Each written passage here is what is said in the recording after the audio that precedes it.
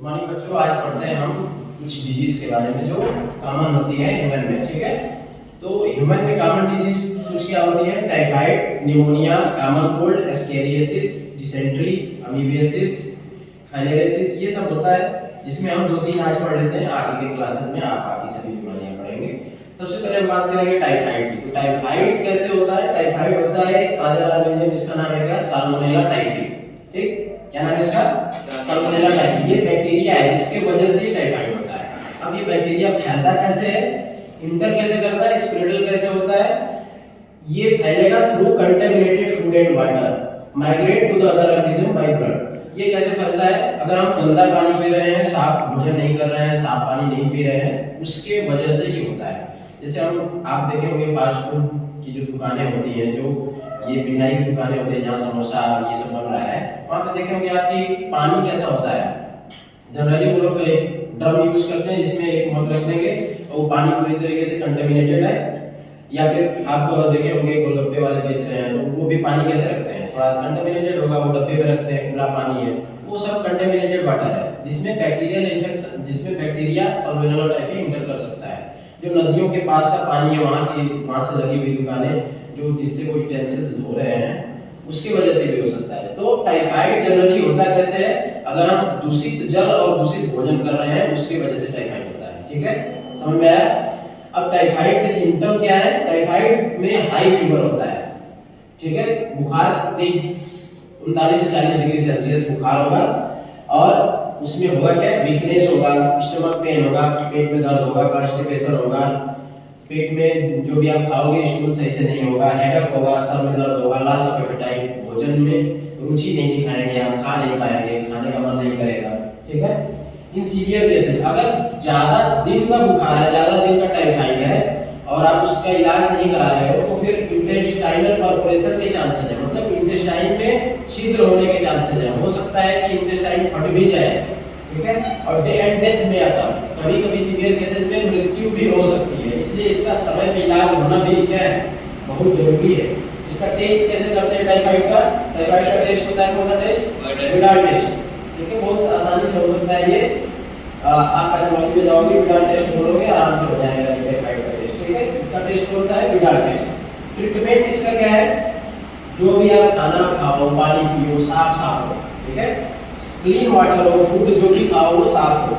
एक एंटीबायोटिक इन मेडिसिन, क्योंकि ये क्या है? बैक्टीरिया है, तो एंटीबायोटिक मतलब क्या होता है? Antibiotic against life. किसके अगेंस्ट?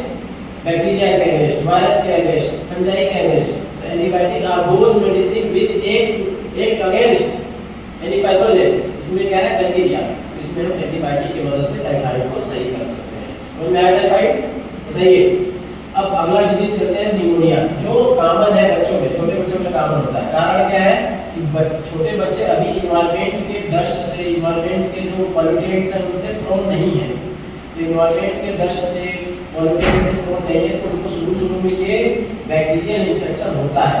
और होता कैसे? ये बैक्टीरिया से स्ट्रेप्टोकोकस निमोनी और हीमोफिलस इन्फ्लुएंजा से। स्ट्रेप्टोकोकस निमोनी और हीमोफिलस इन्फ्लुएंजा से। इसमें होता क्या है कि जो एल्वियोली भरना चाहिए हवा से, जो एल्वियोली हवा से भरना चाहिए, वो अब इन्फेक्शन की वजह से किससे भर गया? बताओ, इन्फेक्शन की वजह से किससे भर गया?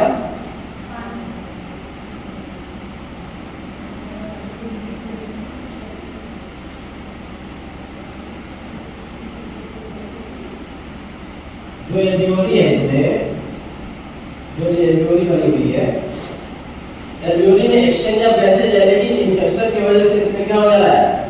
इसमें वाटर ड्रॉपलेट बन जा रहा है। इसमें क्या बन जा रहा है? वाटर ड्रॉपलेट, जिसके वजह से एक्सचेंज ऑफ गैसेज में दिक्कत हो रही है।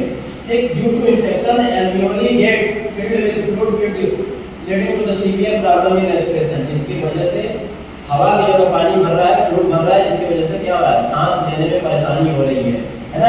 इसका सिम्टम क्या है? बुखार आएगा, फीवर, चिल्स मतलब ठंडा लगेगा, कफ होगा, कफ मतलब हंसी आएगी, हेडेक, सर दर्द होगा। ठीक है, अगर ये सीवियर केस है, बहुत ज्यादा निमोनिया हो गया है, आपको बच्चे को हो गया है, तो इसमें क्या होगा कि जो फिंगर है, नेल्स जो है वो ब्लू पड़ जाएंगे, जो ओट है वो कैसा हो जाएगा? जो ओट है कैसा हो जाएगा?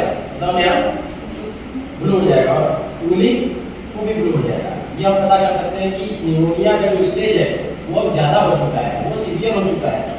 अब ये स्प्रेडल कैसे होता है, कैसे फैलता है? जैसे घर में बहुत सारे बुजुर्ग होते हैं जो एरोसॉल यूज करते हैं, जो सांस लेने में कठिनाई होती है तो वो एरोपार्ट यूज करते हैं, ठीक है।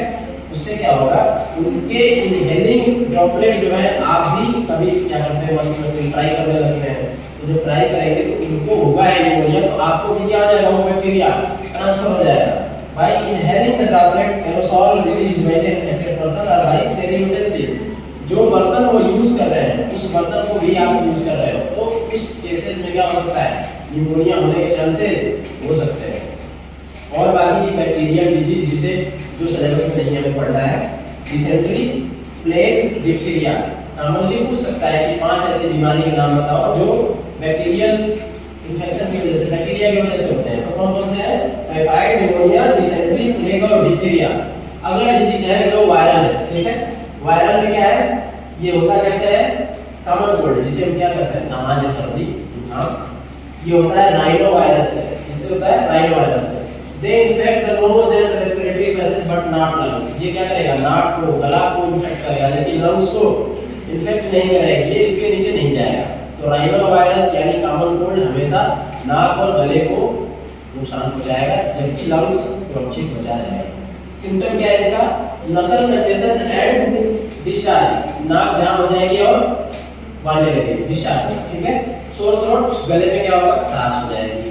हॉर्सनेस क्या होगा, जो आवाज होगा वो आवाज में भारी बना जाएगा। कफ क्या होगा, हंसी आएगी। हेडेक, सर दर्द, टायर्डनेस, हमेशा थकावट महसूस होगी, ठीक है, थकान महसूस होगी। Usually last for 3 to 7 days, ये कितने दिन तक लास्ट हो जाता है, खत्म हो जाता है? लगभग 3 से 7 दिन। ये बोला जाता है कि वायरल इन्फेक्शन जो होता है, ये कॉमन कोल्ड, ये 1 हफ्ते तक परसिस्ट करता है, उसके बाद ये अपने आप क्या हो जाता है, इम्यूनिटी सिस्टम, आपकी इम्यून सिस्टम उसको बाहर कर देती है, WBC सेल उसको अगेंस्ट काम करके उसको बाहर कर देगी, उसको मार देगी। स्प्रेडल फैलता कैसे है? ये ड्रॉपलेट रिजल्टिंग फ्रॉम कफ और स्नीजेस ऑफ इन्फेक्टेड पर्सन, जैसे कोई छींक रहा है, उसको जुकाम हुआ है, तो एक इन्फेक्टेड पर्सन से एक हेल्दी पर्सन में ये ट्रांसफर हो जाता है, ठीक है। आया समझ में कॉमन कोल्ड? आगे की डिजीजेज मलेरिया, एस्केरियासिस, एड्स, ये सब अगले क्लास में पढ़ेंगे।